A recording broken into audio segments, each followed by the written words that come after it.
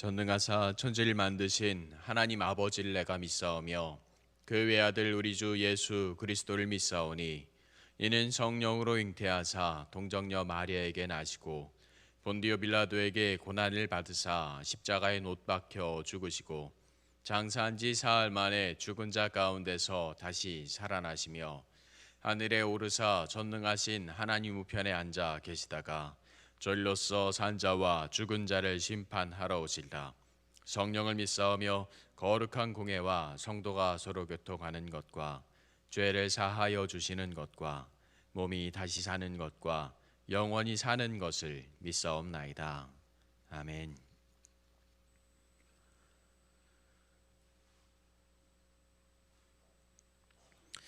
오늘 함께 나누실 하나님의 말씀은 사무엘상 2장 27절부터 36절까지의 말씀입니다. 사무엘상 2장 27절부터 36절까지의 말씀입니다. 사무엘상 2장 27절부터 36절까지의 말씀을 한마음으로 받들어 읽도록 하겠습니다. 하나님의 사람이 엘리에게 와서 그에게 이르되 여호와의 말씀에 너희 조상의 집이 애굽에서 바로의 집에 속하였을 때에 내가 그들에게 나타나지 아니하였느냐. 이스라엘 모든 지파 중에서 내가 그를 택하여 내 제사장으로 삼아 그가 내 제단에 올라 분향하며 내 앞에서 에봇을 입게 하지 아니하였느냐. 이스라엘 자손이 드리는 모든 화제를 내가 내 조상의 집에 주지 아니하였느냐.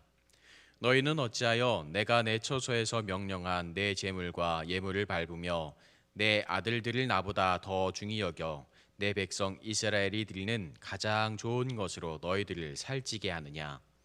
그러므로 이스라엘의 하나님 나 여호와가 말하노라.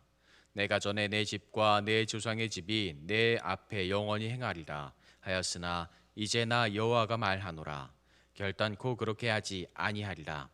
나를 존중히 여기는 자를 내가 존중히 여기고 나를 멸시하는 자를 내가 경멸하리라. 보라, 내가 내 팔과 내 조상의 집 팔을 끊어 내 집에 노인이 하나도 없게 하는 날이 이를지라. 이스라엘에게 모든 복을 내리는 중에 너는 내 초소의 환난을 볼 것이요 내 집에 영원토록 노인이 없을 것이며 내 제단에서 내가 끊어버리지 아니할 내 사람이 내 눈을 쇠잔하게 하고 내 마음을 슬프게 할 것이요 내 집에서 출산되는 모든 자가 젊어서 죽으리라. 내 두 아들 홈리와 비느하스가 한날에 죽으리니 그 둘이 당할 그 일에 내게 표징이 되리라. 내가 나를 위하여 충실한 제사장을 일으키리니 그 사람은 내 마음 내 뜻대로 행할 것이라. 내가 그를 위하여 견고한 집을 세우리니 그가 나의 기름 부음을 받은 자 앞에서 영구히 행하리라. 그리고 내 집에 남은 사람이 각각 와서 은 한 조각과 떡 한 덩어리를 위하여 그에게 엎드려 이르되 청하노니 내게 제사장의 직분 하나를 맡겨 내게 떡 조각을 먹게 하소서 하리라 하셨다 하니라. 아멘. 하나님의 은혜와 사랑이 주님 안에서 살아가는 우리에게 주님의 은혜와 주님의 마음이 가득하기를 오늘도 간절히 소망합니다. 오늘 말씀에서 하나님은 지금까지 보여주신 하나님의 사랑, 그 은혜를 엘리에게 이야기하고 있습니다. 내가 이렇게 해주지 않았느냐, 내가 이렇게 너희를 사랑하고 돌보지 않았느냐. 그리고 계속 이어서 말씀하고 계십니다. 그 중에서 너희를 가장 사랑하였고 너희를 가장 아껴주지 않았느냐, 네가 이런 사랑을 받지 않았느냐, 네가 나의 사랑을 기억하느냐. 하나님께서는 끝없이 이야기하고 계십니다. 그리고 하나님은 이어서 말씀하십니다. 그리고 나를 사랑하지 않는 자, 나와 함께하지 않는 자를 내가 지키지 않겠다라고 말씀하고 계십니다.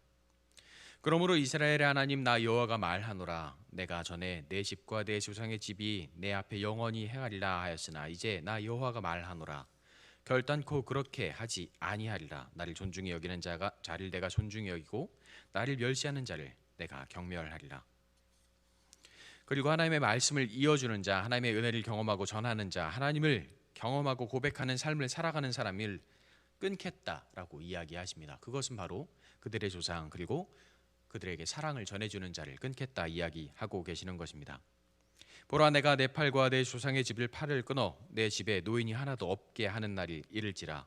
이스라엘에게 모든 복을 내리는 중에 너는 내 초소에 환난을 볼 것이요 내 집에 영원토록 노인이 없을 것이며, 내 제단에서 내가 끊어버리지 아니할 내 사람이 내 눈을 쇠잔하게 하고 내 마음을 슬프게 할 것이요 내 집에서 출산되는 모든 자가 젊어서 죽으리라.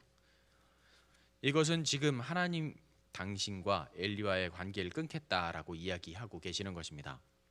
가문의 조상으로서, 가문의 어른으로서 하나님을 경험하고 하나님께 받았던 사랑을 알려주는 사람, 그 사랑을 보여주는 사람, 하나님의 사랑을 전하는 사람을 없애겠다라고 이야기하고 계십니다. 이것은 더 이상 내가, 너의 자녀들이, 너의 자손들이 하나님의 사랑을 받지 못하게 하겠다 말씀하고 계시는 것입니다. 네가 이렇게 하나님의 사랑을 받고 있다, 네가 하나님의 은혜를 경험하고 있다, 내가 하나님께서 나에게 주셨던 이 은혜가 이렇게 나에게 다가왔다 고백해 주는 그 사람을 끊겠다 말씀하고 계십니다. 하나님에게서 시작되고 이어지는 생명, 사랑을 끊어버리겠다고 다짐하십니다. 그리고 하나님은 말씀하십니다.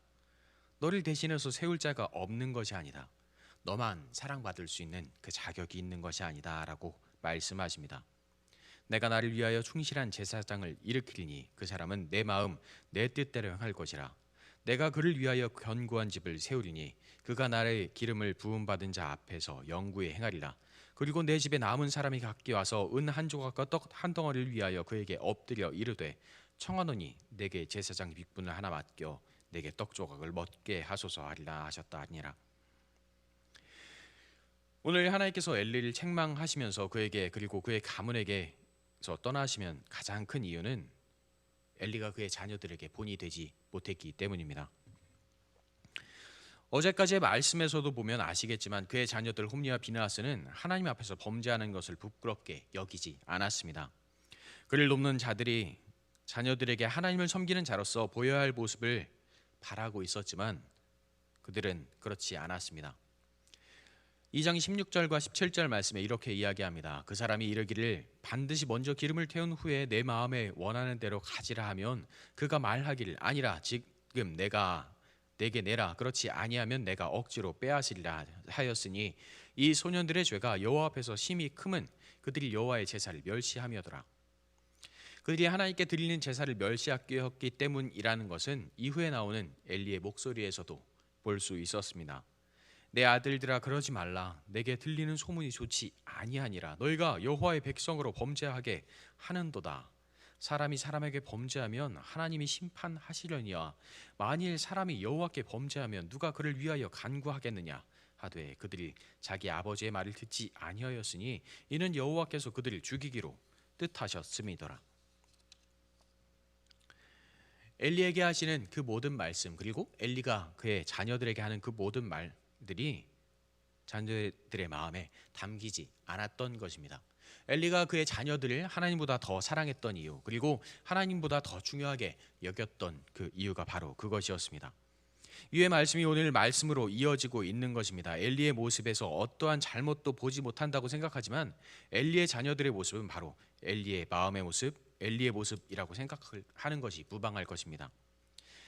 제가 아버지가 돌아가시고 난 이후에 장례를 치르면서 가장 많이 들었던 말이 바로 아버지를 닮으셨네요 라는 말이었습니다. 저는 몰랐지만 음식을 먹는 식성도 행동하는 모습도 아버지를 닮아가고 있었던 것입니다. 저는 그렇지 않다고 생각하면서 어렸을 적에 아버지를 닮았다고 하면 아니라고 부정하면서 울었던 그리고 울먹였던 모습이 떠오르곤 했습니다.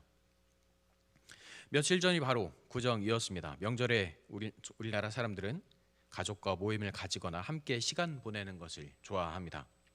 요즘은 그런 모습이 줄어들기도 했지만 함께하며 서로에 대한 사랑을 나누고 위로하고 돌보는 것을 좋아하기 때문입니다. 친척과 가족들이 모였을 때 어르신들이 저희 아이를 보면서 하신 이야기가 이 명절 때 떠올랐습니다. 아빠를 닮았구나. 저희 아이는 저를 닮았다는 이야기보다 엄마를 닮았다는 이야기를 더 좋아합니다. 그런데 이 모습이 이전에 제가 했던 모습과 너무 닮아 있었습니다. 그리고 어르신들이 아이가 잘 먹는지 건강하게 자라고 있는지 물으시는 무렵에 제가 투덜대면서 편식도 합니다. 잘 안 먹고 고집이 얼마나 센지 모르겠습니다 말씀드리면 어르신들은 웃으면서 이야기하십니다. 너랑 똑같네. 자녀들은 부모를 닮아갑니다. 그리고 우리의 부모는 바로 하나님이십니다. 오늘 나누는 말씀에서 하나님께서 이렇게 시작하는 것이 바로 그것입니다. 하나님의 사람이 엘리에게 와서 그에게 이르되 여호와의 말씀에 너의 조상의 집이 애굽에서 바로의 집에 속하였을 때에 내가 그들에게서 나타나지 아니하였느냐. 이스라엘 모든 지파 중에서 내가 그를 택하여 내 제사장으로 삼아 그가 내 제단에 올라 분향하여 내 앞에서 에봇을 입게 하지 아니하였느냐. 이스라엘 자손이 드리는 모든 화제를 내가 내 조상의 집에 주지 아니하였느냐. 내가 너를 가장 사랑하지 아니하였느냐. 내가 너의 부모가 아니냐. 내가 너와 함께하고 너를 지키고 너를 사랑하고 너를 인도하지 아니하였느냐. 끝없이 말씀하고 계셨습니다. 그런데 왜 너는 나를 닮아가지 않느냐라고 묻고 계시는 것입니다. 너희는 어찌하여 내가 내 초소에서 명령한 내 재물과 예물을 밟으며 내 아들들을 나보다 더 중히 여겨 내 백성 이스라엘에게 이 드리는 가장 좋은 것으로 너희들을 살찌게 하느냐. 그리고 이어서 묻고 계십니다. 나를 사랑하느냐. 저희 아버지는 술을 굉장히 좋아하셨습니다. 그리고 술을 드시면 이런저런 이야기를 하셨습니다. 그런데 어느 날 술을 거하게 드시고 오셔서 누워서 말씀하셨습니다. 아빠가 싫으냐? 제가 감정 표하는 것을 좋아하는 것이 아니라서 술을 많이 드시고 감정이 격해지시는 것 같았습니다. 그리고 이후에는 대화를 나눌 기회가 없었습니다. 그래서 저는 저희 아이에게 자주 말하는 편입니다. 내가 너를 사랑한단다. 아빠가 가장 좋아하는 사람은 바로 너란다. 그리고 저희 아이도 이런 고백을 받고 감정 표현을 하고는 합니다. 그리고 그것도 꼭 이야기해 줍니다. 하나님께서 너를 사랑하신단다.